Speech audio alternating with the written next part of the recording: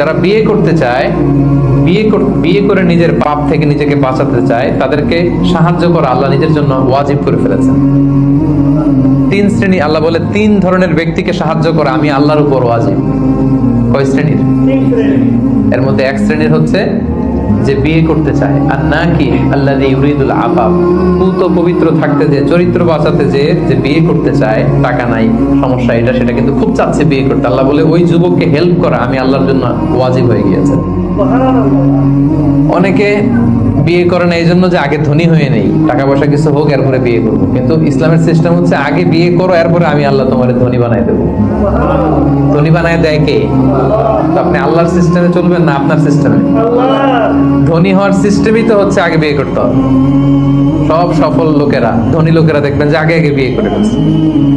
এজন্য আমরা যেন বিয়ে করে হালাল পন্থায় আল্লাহর দেয় যৌবনকে উপভোগ করি, হারামের সাথে যেন আমরা কখনো কোনোভাবে আপোষ না করি, সম্পর্ক না করি।